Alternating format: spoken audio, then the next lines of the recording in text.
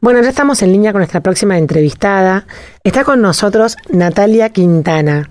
Ella es consejera escolar general de la Nación por el Distrito de la Provincia de Buenos Aires. Y es un gusto para mí poder conversar con vos hoy, Natalia. Bienvenida, soy Elisa Peirano. Hola Elisa, ¿cómo estás? Buenas tardes. Bueno, acá estamos con Paola y con Angie para poder conversar sobre este tema Hola Paola, hola Angie. que nos ocupa. Queremos terminar como de comprender cuáles son las variables tan complejas que están limitando la vuelta a las escuelas, la vuelta a la educación, la vuelta a la presencialidad en este contexto de pandemia. Entonces, se nos ocurrió hablar con vos, Natalia, porque creemos que los consejeros escolares tienen bastante, digamos, contacto directo con la situación de las escuelas real, tanto edilicias como con los docentes, como con los padres, como con los alumnos y toda la comunidad educativa. Entonces, ¿querés contarnos un poquito cómo ves a la provincia en este tema de la presencialidad escolar? Dale, Elisa. Primero te corrijo algo, si me permitís. Sí. Yo soy consejera general de educación, no escolar. Perdón. Y es cierto Bien. lo que vos decís, que los consejos escolares seguramente debes haber hablado con alguna consejera escolar, están muy cerca en territorio, que los consejeros escolares, como saben, son elegidos por el pueblo, que van en las elecciones, ¿no? En las boletas hay un cuerpo que es de consejeros escolares.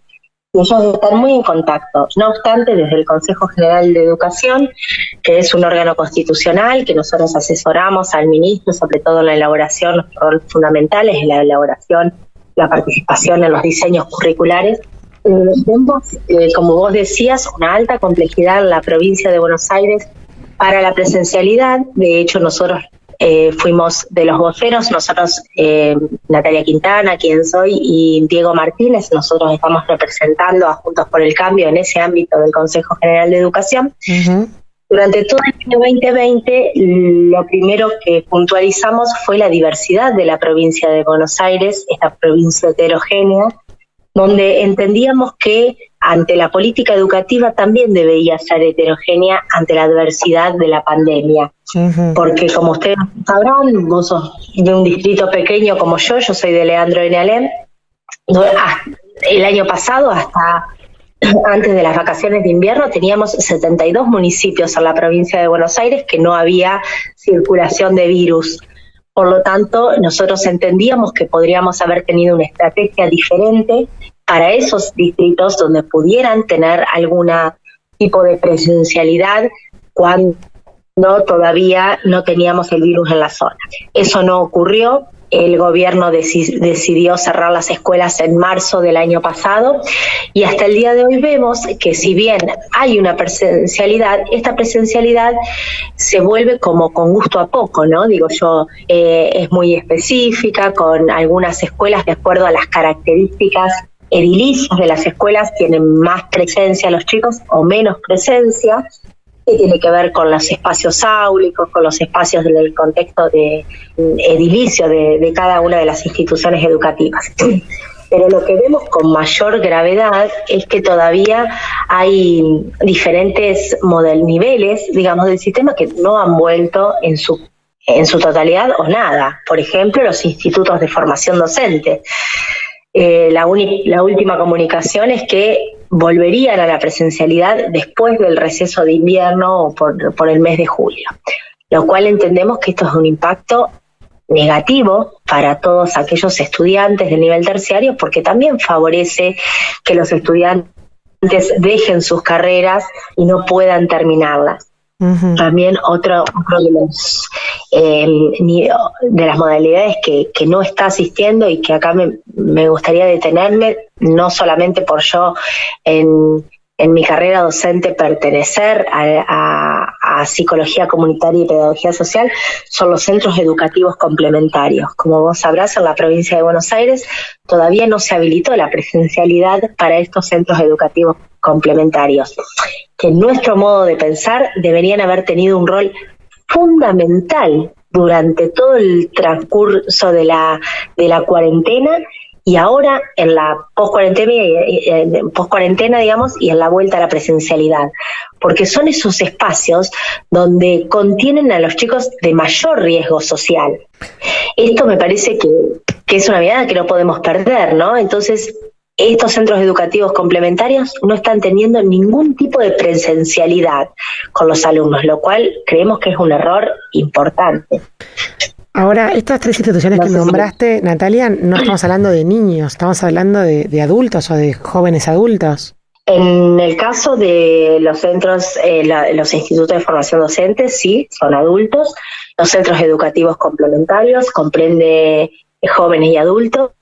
Y otro espacio que no volvió hasta ahora a la presencialidad, y fíjate qué paradójico, los centros de educación física. Con lo cual, no sé cómo será la realidad de Pehuajó, pero en la mayoría de los distritos de la provincia están abiertos un montón de clubes de barrio, de espacios donde se realizan prácticas deportivas, públicas o privadas, y los alumnos de los CEF no están pudiendo volver, donde toda la práctica deportiva se hace al aire libre, donde en la mayoría de los distritos tenemos polis de deportivo, y no se entiende cuáles son los fundamentos. Bueno, el fundamento técnico que dicen dar es que los alumnos comparten otras burbujas, pero con ese criterio en la escuela también los alumnos comparten otras burbujas, porque claro, el que va a la escuela también va a práctica de fútbol, el que va a la escuela va a un cumpleaños. Justo lo que estabas diciendo recién, vemos que pasa a nivel de la escuela, que pareciera como que, o sea, la sociedad ya se puso en movimiento y está intentando retomar una vida, entre comillas, lo más normal posible, por supuesto con los recaudos del alcohol en gel, del barbijo y de alguna distancia social. Pero pareciera como que las escuelas quedaron como este lugar en el cual todos actuamos de manera distinta, pues los chicos que salen de la escuela después van a jugar al fútbol con otros niños al club, digamos, ¿y por qué te parece que la escuela quedó como este lugar en el cual parecía como que hay una realidad paralela a lo que después sucede en el resto de la sociedad? Yo creo que en principio no hay una decisión política del Estado de entender que la escuela es el lugar donde tienen que estar todos y hay que hacer todos los esfuerzos, aún en este tránsito de una pandemia. Está demostrado en el mundo que las escuelas son lo primero que se abren y lo último que se cierra, porque claramente no es el lugar donde más contagiosidad se da.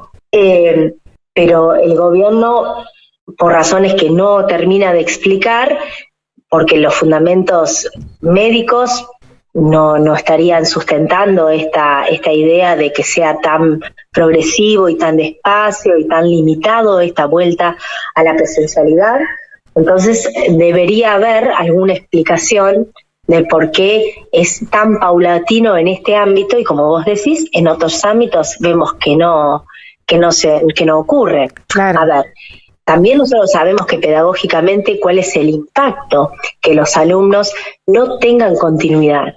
Sobre todo, imagínate en un niño o una niña de primero o segundo grado que está empezando a transitar la lectoescritura, leer, escribir, ir una semana sí y una semana no. La desconexión, lo que trabajamos en lo social, sabemos que la continuidad en el aprendizaje es un factor determinante para que este aprendizaje se logre.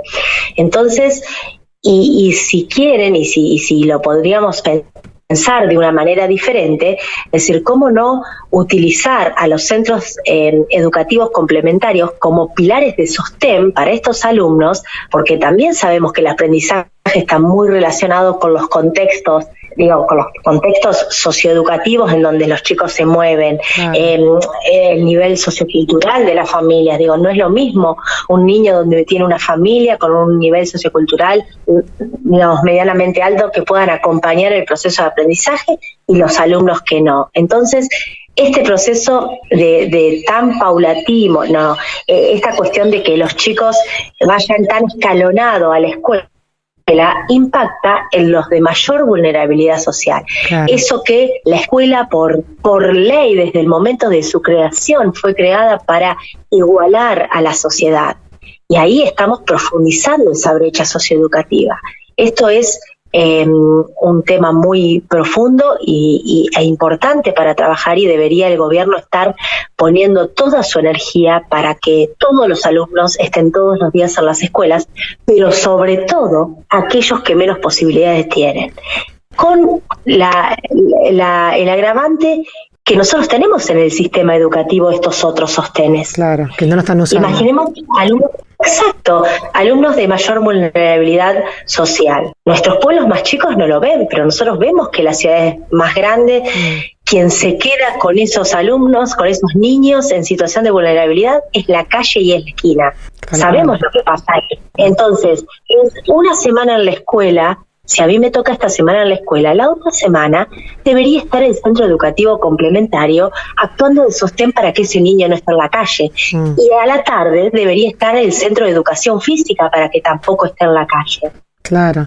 Entonces, hemos perdido un poco, nosotros somos muy críticos de la gestión de gobierno, porque, y lo estamos señalando permanentemente, ¿por qué? Porque nosotros vemos que este estandarte que fue siempre la educación de igualar a la sociedad se está dejando atrás. Yo digo, fue una manera es fuerte, pero decir, el año pasado parece que nos olvidamos de la ley 1420. Entonces, Natalia, y volviendo un poquito al principio de la entrevista, cuando hablabas de que se trataba de la misma manera, digamos, una escuela rural con 6 alumnos y una maestra que quería dar clase y no podía, que el conurbano bonaerense con toda su complejidad habitacional y demás. Digamos, ¿de quién dependen las decisiones? ¿Cómo se estructura? Porque digamos, los padres que están mirando con preocupación lo que está sucediendo con sus hijos, miran las noticias, lo ven a Trota hacer declaraciones, piensan que es Trota el que decide. O sea, digamos, ¿cómo se estructura el canal de toma de decisiones para que esto se revierta y, por ejemplo, se tengan en consideración escuelas que, por ejemplo, rurales o escuelas en su diversidad en el interior de la provincia de Buenos Aires, que es muy diferente al AMBA? Este nivel de toma de decisiones, nosotros tenemos una Dirección General de Cultura y Educación en la provincia de Buenos Aires, y eso está dividido por 25 regiones educativas. Estas regiones educativas tienen inspectores. Lo positivo de esta situación es que hoy, con el plan jurisdiccional, donde va a empezar a tallar las características de cada una de las escuelas, estos espacios y en estas mesas de gestión y de toma de decisiones locales, distritales, debe poder tallar, digamos, o debería al menos poder tallar si esto se cumple, ¿no? Si hay una voluntad. Siempre hay una mirada más profunda que tiene que ver con una voluntad política de quienes están en los distritos. El intendente también tiene una participación en esta toma de decisiones, o en quien él delegue esta función, que en general se trabaja muy articuladamente con las inspectoras distritales. Para eso están las inspectoras distritales, en donde, de acuerdo a las características de los lugares, de las escuelas, es que avalan, y la situación epidemiológica de cada uno de los distritos, ¿no? Es donde se avala la frecuencia de los alumnos en la asistencia a las escuelas. Entonces, digamos, a nivel distrital hay una posibilidad de toma de decisiones hoy, como está planteado el plan jurisdiccional, que nosotros celebramos esta situación, y de hecho la hemos pedido durante todo el año pasado, que no podemos mirar, como decías vos hoy, el conurbano con lo que es el interior de la provincia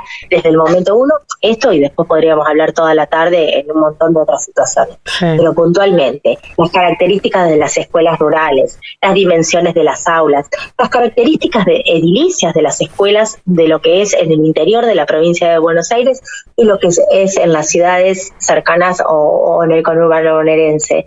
¿Por qué? Porque las escuelas en nuestros pueblos, hay toda una comunidad que acompaña el mantenimiento, el sostenimiento, desde los intendentes con el fondo educativo, desde una política del gobierno anterior de invertir ese fondo educativo en las escuelas. Entonces eso ha logrado también que las escuelas tengan, por lo menos en esta zona, estén en muy buenas condiciones. Son muy poquitas las escuelas que pueden tener algunas dificultades.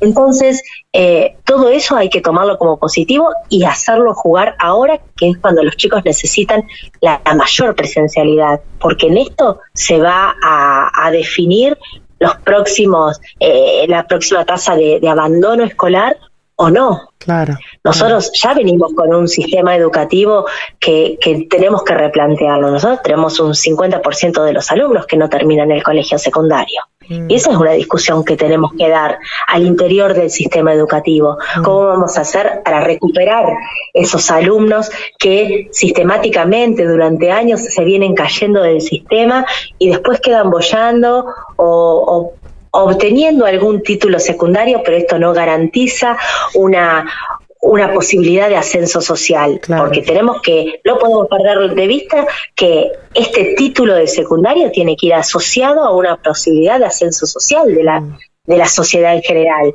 Sí. Si no, es un título que va a quedar colgado en algún lado y no le va a impactar realmente en la vida de la persona. Digamos, estas son las discusiones que tenemos que dar en el sistema. La última pregunta, Natalia, ¿qué rol cumplen todo esto los docentes y sus gremios? El gremio, a ver, yo no quiero centrar la educación en lo gremial porque creo que eso es un diálogo que deberá hacer los representantes gremiales con el gobierno y el gobierno sabrá cuáles son los límites que hay que poner. Los docentes, yo destaco, digamos, y celebro que el año pasado hayan podido tener un ejercicio importante de adaptarse a las nuevas formas, donde claramente lo hicieron sin ningún tipo de herramientas, porque de un día para otro la Dirección General cerró las escuelas, mandó a los docentes a, de alguna manera, poder dar clases desde sus casas, sin medios tecnológicos, sin ejercicio en esto de utilizar la tecnología para dar clases. Entonces ese esfuerzo que hicieron los docentes y ese poder adaptarse habla muy bien de ellos y en muchas situaciones lo hicieron muy bien y como en todos los ámbitos, otros no tanto. Pero sabemos el esfuerzo que hicieron.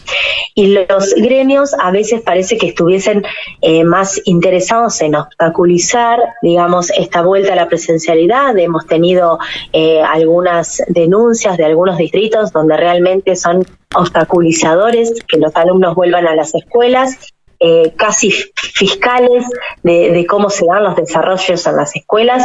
Yo soy una convencida que el docente debe tener un rol profesional adelante del aula y un rol profesional ante los gremios. A ver, el gremio funciona porque tiene una cantidad de afiliados y son a ellos a los que están representando. Pero adentro de las escuelas, la palabra autorizada es del directivo de las escuelas, el que toma las decisiones es la dirección o el equipo directivo con sus docentes, digamos, y este rol profesional docente hay que hacerlo valer.